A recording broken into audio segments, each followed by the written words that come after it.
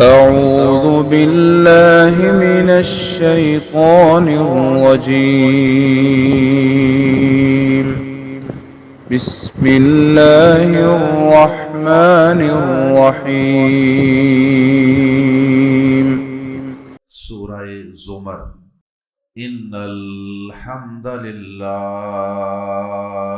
والصلاة والسلام علی رسول اللہ اما بعد۔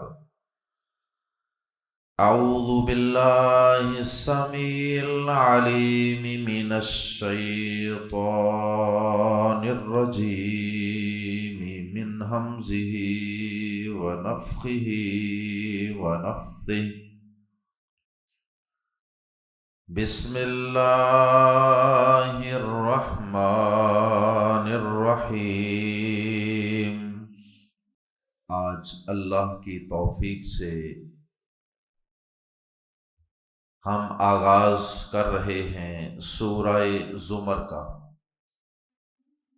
سورہ زمر مکی سورت ہے اور اس سورہ مبارکہ میں 75 آیات ہیں، 75 ورسز، اور 8 رکوع ہیں۔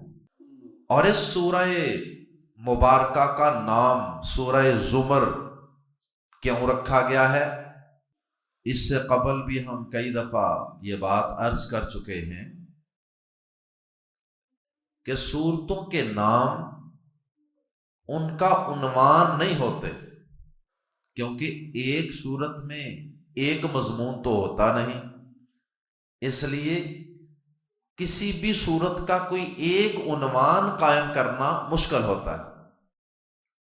بطور خاص جو بڑی صورتیں ہیں، اس لیے صورتوں کے نام ان میں بیان ہونے والے تمام موضوعات کا احاطہ نہیں کرتے،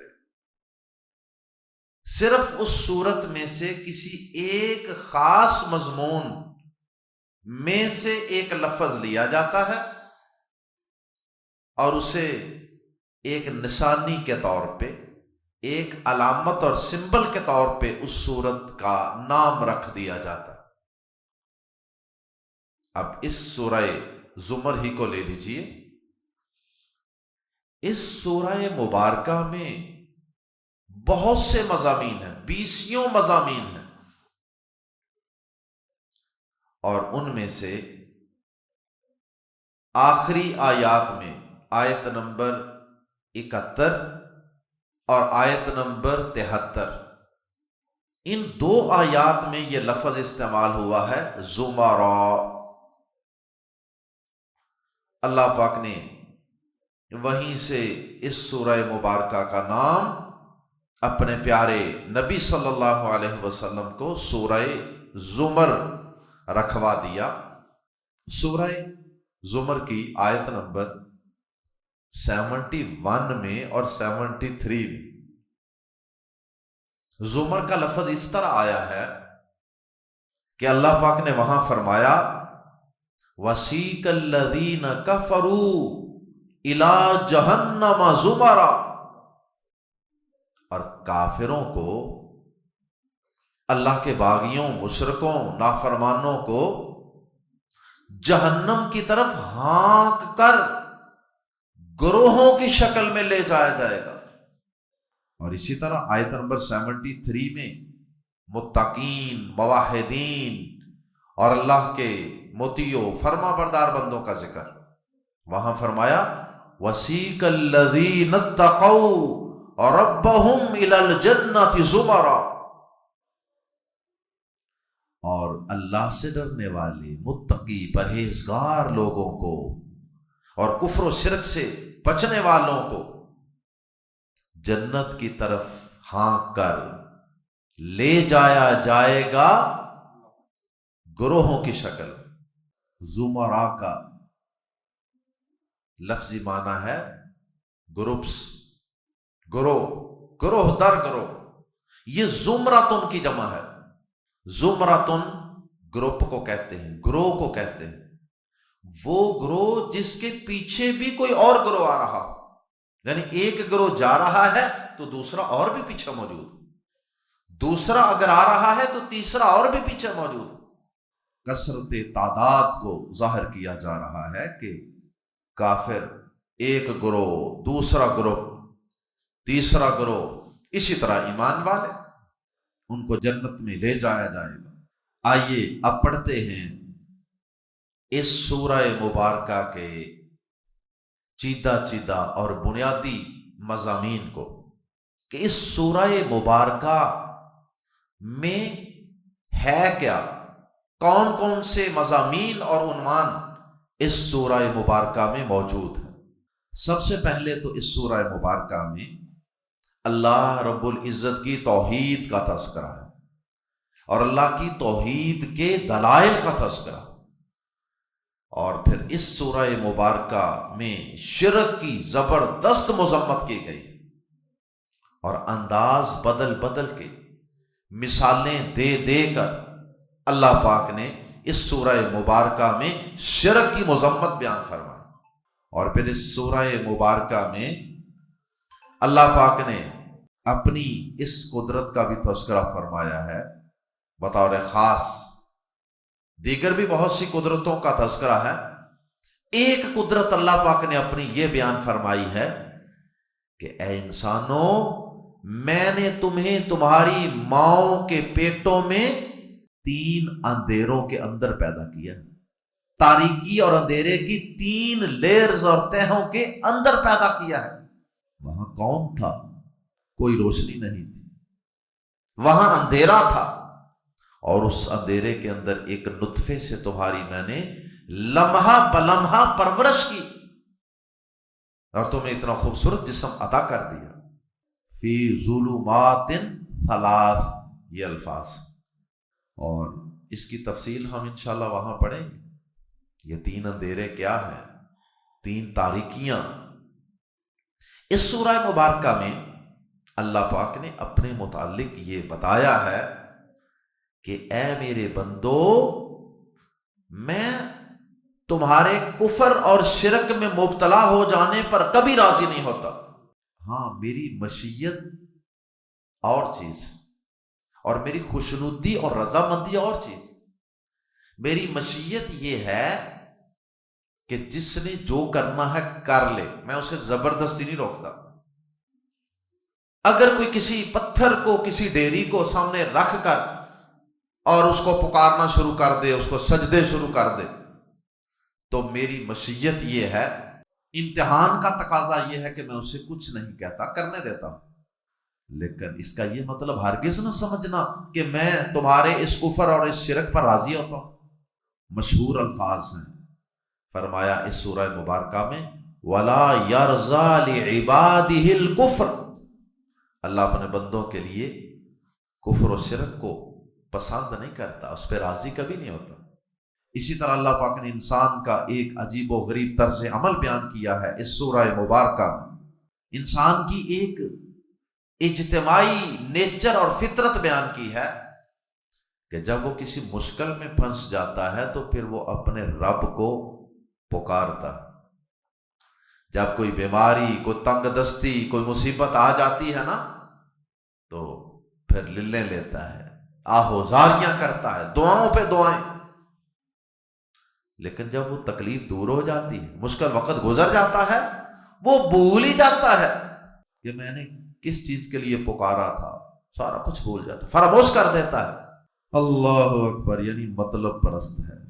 اللہ پاک نے اس سورہ مبارکہ میں ایک بات جو بڑی مشہور اور معروف ہے وہ یہ بیان فرمائی کہ میرے اطاعت گزار فرما بردار اور میرے نافرمان یہ دونوں برابر نہیں ہو سکتے۔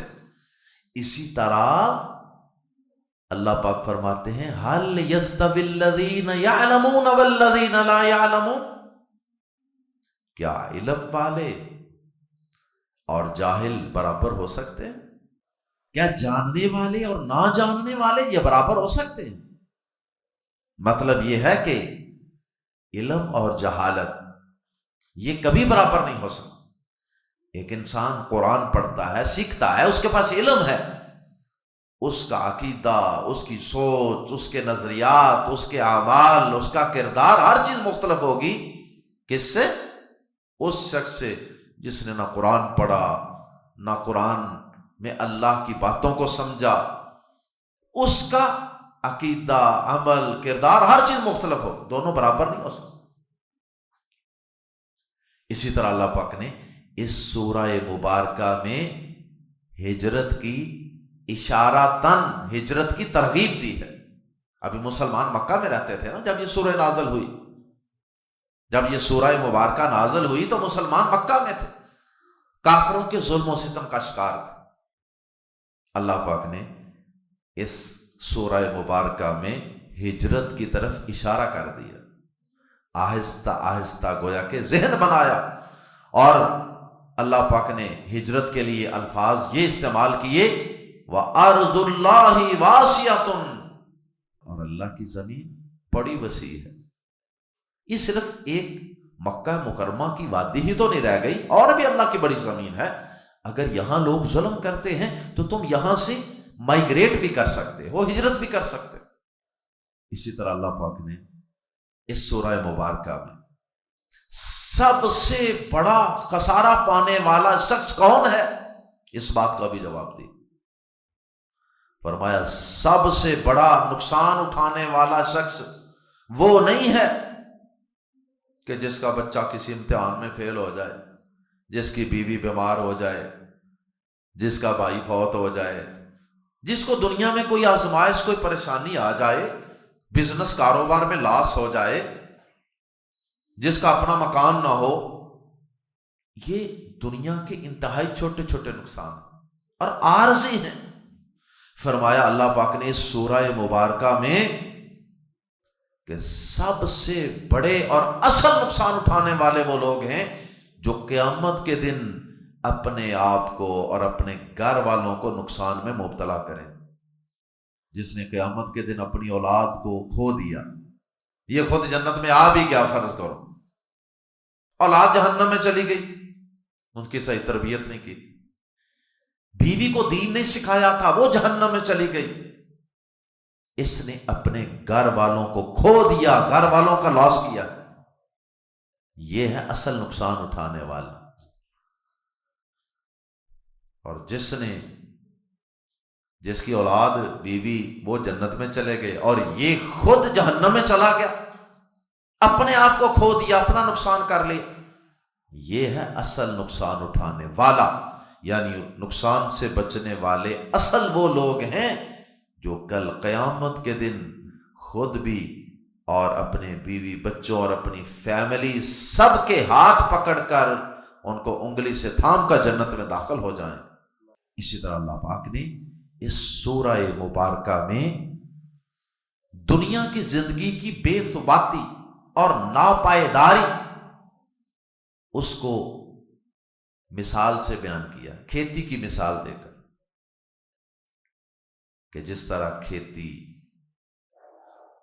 زمین میں لہلہاتی ہے، کسان پہلے بیج بوتا ہے، پھر اس کی کوپل نکلتی ہے، پھر لہلہاتی ہے، پھر آہستہ آہستہ وہ زرد ہو جاتی ہے، بھوسا بن جاتا ہے اور کھیت خالی ہو جاتا ہے۔ دنیا کی زندگی بس یہی ہے۔ اللہ اکبر۔ اللہ پاک نے سورہ مبارکہ میں ان لوگوں کے سخت دلوں کا تذکرہ کیا ہے جو اللہ کی یاد سے غافل ہو جاتے ہیں۔ اللہ کی یاد سے غافل ہو کر سخت ہو جانے والے دل، اللہ کی یاد کے لیے دل نرم ہی نہیں ہوتا، جتنا مرضی سمجھا لیں، نماز، ذکر، قرآن، دل سخت ہو چکے۔ اللہ محفوظ فرمائے۔ ایسے لوگوں کا بھی اللہ پاک نے ذکر کیا۔ اللہ پاک نے سورہ مبارکہ میں قرآن مجید کی عظمت و تعریف بیان کی ہے، اس کی تعریف، اور قرآن مجید کو اللہ پاک نے احسن الحدیث قرار دیا، یعنی حدیث بات کو کہتے ہیں، اور احسن الحدیث سب باتوں سے بہترین بات۔ اللہ نزل احسن الحدیث، سب سے بہترین حدیث اور سب سے بہترین بات وہ اللہ نے نازل کی ہے قرآن مجید کی شکل، اس سے بہتر کوئی کلام نہیں، اور جو اسے پڑھنے والا ہے اس سے بہتر کوئی انسان نہیں۔ اسی سورہ مبارکہ میں اللہ پاک نے ایک آیت مبارکہ میں یہ بات بھی بیان فرمائی ہے کہ ہم نے انسان کی رشد و ہدایت رہنمائی کے لیے جس طرح کی بھی مثالوں کی ضرورت تھی نا، وہ ہم نے اس قرآن میں نازل کر دی تاکہ لوگ نصیحت حاصل کریں۔ وَلَقَدْ ضَرَبْنَا لِلنَّاسِ فِي هَذَا الْقُرْآنِ مِنْ كُلِّ مَثَلٍ، ہم نے اس قرآن میں ہر طرح کی ہدایت کی، ہر طرح کی مثالیں نازل فرما دی۔ اب اگر پھر بھی کوئی نہ سمجھنا چاہے، نہ ہدایت پانا چاہے اس قرآن سے، تو اس سے بڑا پھر بد نصیب کوئی نہیں۔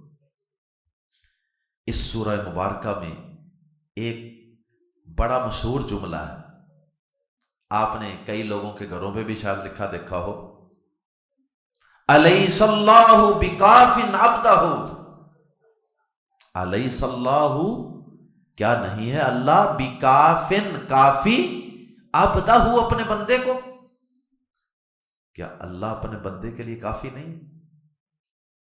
کیا ضرورت پڑی ہے اسے در در کی ٹھوکریں کھانے کی؟ کیا ضرورت پڑی ہے اسے کمزوروں کے آگے اپنا ماتھا اور سر جھکانے کی؟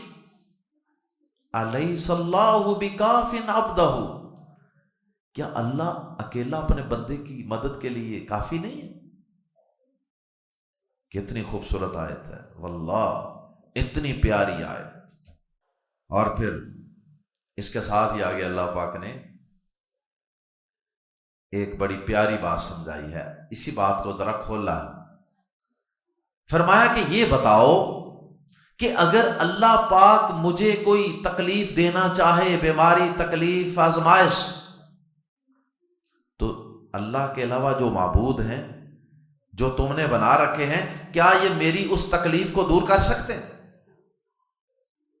اسی طرح فرمایا کہ اگر اللہ پاک مجھے اپنی کوئی رحمت عطا فرمانا چاہے، مجھ پہ اپنا کوئی فضل فرمانا چاہے، تو مجھے بتاؤ کہ اللہ کے علاوہ یہ جتنے معبود ہیں، یہ جتنے اولیاء ہیں، یہ قرآن مجید کے الفاظ ہیں، کیا یہ سب مل کر بھی اللہ کے اس فضل اور رحمت کو مجھ سے روک سکتے ہیں؟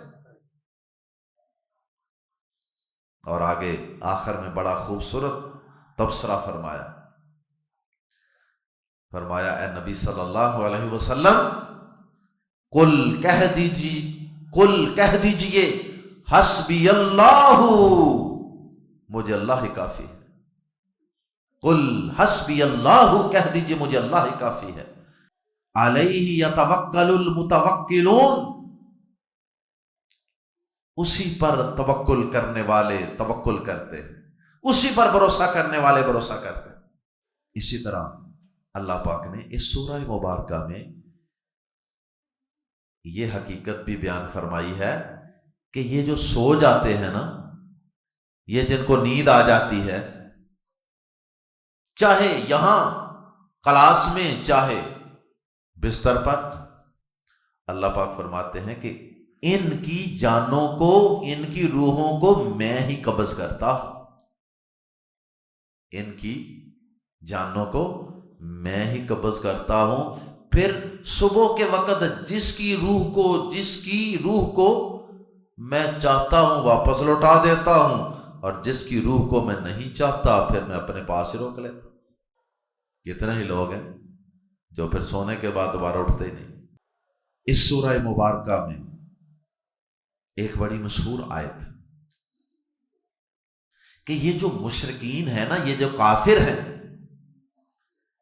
ان کے اندر کی حالت اور کیفیت یہ ہے کہ جب آپ ان کے سامنے اکیلے اللہ کا ذکر کریں گے، اکیلے اللہ کی تعریفیں کریں گے، اکیلے اللہ کی شان بیان کریں گے، اللہ وحدہ لا شریک کی توحید بیان کریں گے، اسم عزت، تو ان کے دل تنگ پڑ جائیں گے،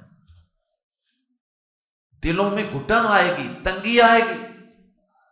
اور جب آپ اللہ کے علاوہ غیروں کی باتیں کریں گے، غیروں کے تذکرے کریں گے، غیروں کے کمالات بیان کریں گے، تو پھر ان کے چہرے کھل جاتے ہیں، خوش ہو جاتے ہیں۔ یستبشرون، اس سورہ مبارکہ میں گناہگاروں کے لیے ایک بڑا کمال کا نسخہ، گناہگاروں کے لیے اللہ پاک نے ایک بہت بڑی خوشخبری نازل فرمائی، اور وہ یہ ہے، قل، کہہ دیجئے اے پیارے نبی جناب محمد کریم صلی اللہ علیہ وسلم، یا عبادی الذین اسرفوا علی انفسہم لا تقنطوا من رحمت اللہ ان اللہ یغفر الذنوب جميعا،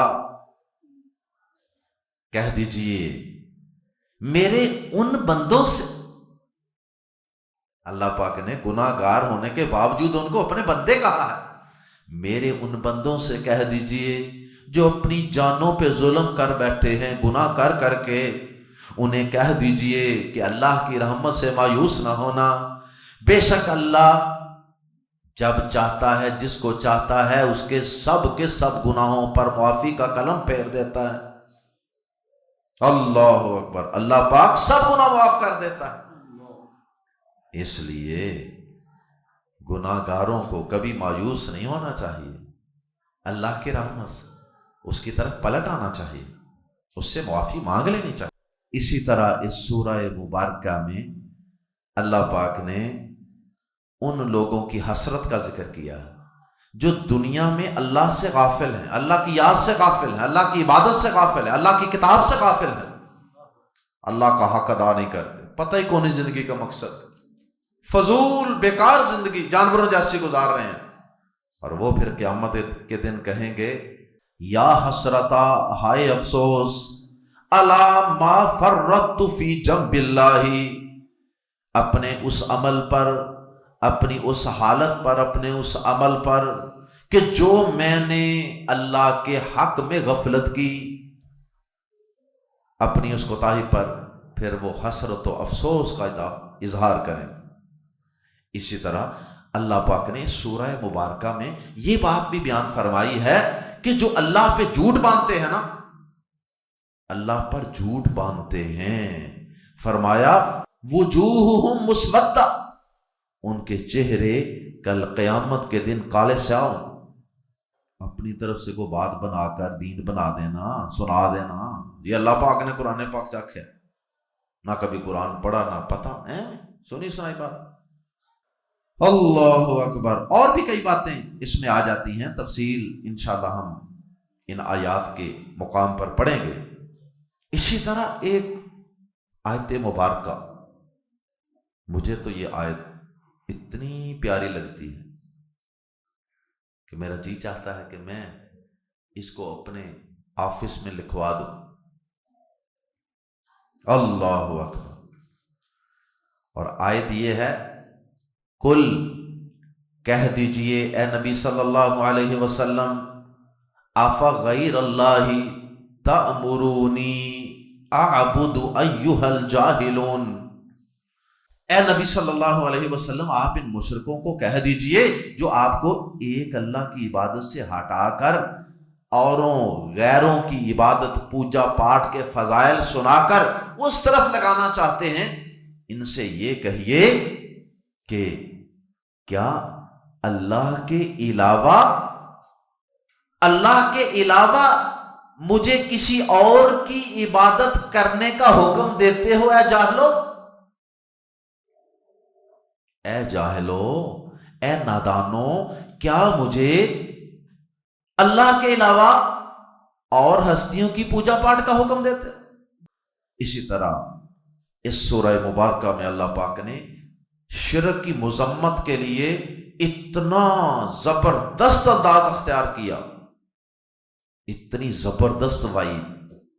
اللہ پاک فرماتے ہیں اے نبی صلی اللہ علیہ وسلم، ہم نے آپ کی طرف بھی یہی وحی کی اور آپ سے پہلے لوگوں کی طرف بھی یہی وحی کی، سب نبیوں کی طرف ہم نے یہی وحی نازل کی۔ کتنی اہم بات ہو، اور وہ بات یہ ہے اللہ پاک نے مخاطب نبیوں کو کیا ہے، سمجھایا امتیوں کو ہے، کیونکہ نبی تو یہ کام کر ہی نہیں سکتے جس کا اس آیت میں ذکر ہے۔ نبی تو آتے ہیں نا اللہ کی توحید کا ڈنکا بجانے کے لیے، لوگوں کو اللہ کی توحید سمجھانے اور سکھانے کے، لیکن اللہ پاک نے نبیوں کو مخاطب کر کے اتنی بڑی بات کر دی کہ اگر نبی بھی بفرض محال، بالفرض، ایسا اگرچہ ممکن ہی نہیں لیکن سمجھانے کے لیے کہ شرک اتنا بڑا گناہ ہے، اتنا بڑا گناہ ہے، لَإِنْ أَشْرَكْتَ لَيَحْبَطَنَّ عَمَلُكَ وَلَتَكُونَنَّ مِنَ الْخَاسِرِينَ۔ اے نبی پاک صلی اللہ علیہ وسلم، اگر بالفرض آپ بھی شرک کریں نا تو میں آپ کے بھی تمام اعمال کو ضائع کر دوں اور آپ اس صورت میں یقیناً خسارہ پانے والے ہو جائیں گے۔ اگر شرک کوئی پیغمبر بھی کرے تو عمل سارے ضائع ہو جاتے ہیں اور خسارہ ہی خسارہ۔ تو پھر اگر میں اور آپ شرک کریں گے تو پھر ہمارے اعمال ضائع ہونے سے بچ سکتے ہیں، یہ سمجھانا مقصود ہے۔ اللہ اکبر۔ ایک بڑی مشہور آیت ہے اس سورہ مبارکہ میں، مشرکین اللہ کی قدر نہیں جانتے تھے، انہوں نے اللہ کی قدر پہچانی نہیں ہے۔ اللہ کی شان و عظمت کو پہچان لیتے، اتنے چھوٹے چھوٹے پدے پدے معبود بناتے ہو۔ اللہ پاک فرماتے ہیں وَمَا قَدَرُ اللَّهَ حَقَّ قَدْرِهِ، ان ظالموں نے اللہ کی قدر کو جس طرح اس کی قدر کرنے کا حق تھا، انہوں نے اللہ کی قدر کی ہی نہیں۔ اس سورہ مبارکہ میں اللہ پاک نے اس آیت کے بعد وَمَا قَدَرُ اللَّهَ حَقَّ قَدْرِهِ کے بعد اللہ پاک نے یہ بات بتائی کہ انہوں نے تو اللہ کی قدر کو پہچانا ہی نہیں۔ اللہ تو اتنی طاقتوں قوتوں والا ہے کہ کل قیامت کے دن زمین و آسمان اس کی مٹھی میں ہوں گے، زمین و آسمان اس کی مٹھی میں ہوں گے۔ وَأَشْرَقَتِ الْأَرْضُ بِنُورِ رَبِّهَا، اور ساری زمین اپنے رب کے نور سے روشن ہو جائے گی۔ وَجِيءَ بِالنَّبِيِّينَ وَالشُّهَدَاءِ، اور سارے نبیوں کو بھی حاضر کیا جائے گا، سارے گواہوں کو بھی پیش کیا جائے گا، اور اس کے بعد اللہ پاک پھر فیصلے فرمائیں گے سب لوگوں کے۔ اور آخر میں پھر اللہ پاک نے وہی آیات جو شروع میں ذکر کیا تھا، وَسِيقَ الَّذِينَ كَفَرُوا اور وَسِيقَ الَّذِينَ اتَّقَوْا رَبَّهُمْ، پھر اللہ پاک نے دونوں گروہوں کا ذکر کر دیا کہ اللہ پاک اپنے نبیوں کو، اپنے سارے بندوں کو حاضر کریں گے، اور پھر زمین و آسمان اس کی مٹھی میں، اور پھر اللہ پاک فیصلے فرمائیں گے، اور پھر ایمان والوں کو، متقین کو، شرک سے، بغاوت و نافرمانی سے بچنے والوں کو اللہ پاک جنتوں میں گروپوں کی شکل میں داخل فرما دیں گے، اور جو اللہ کے نافرمان باغی کافر مشرک ہیں انہیں اللہ پاک گروہوں کی شکل میں ہانک کر جہنم میں لے جائیں گے۔ اللہم لا تجعلنا منہم۔ اللہ پاک ہمیں اس سورہ مبارکہ کو تفسیر کے ساتھ مکمل کرنے کی توفیق عطا فرمائے۔ انشاءاللہ اب ہم اس سورہ مبارکہ کو سبقاً تفصیل سے پڑھیں گے۔ یہ تو تھا ایک اس سورہ مبارکہ کا موٹا موٹا تعارف اور اس سورہ مبارکہ کے اہم مضامین کا تعارف۔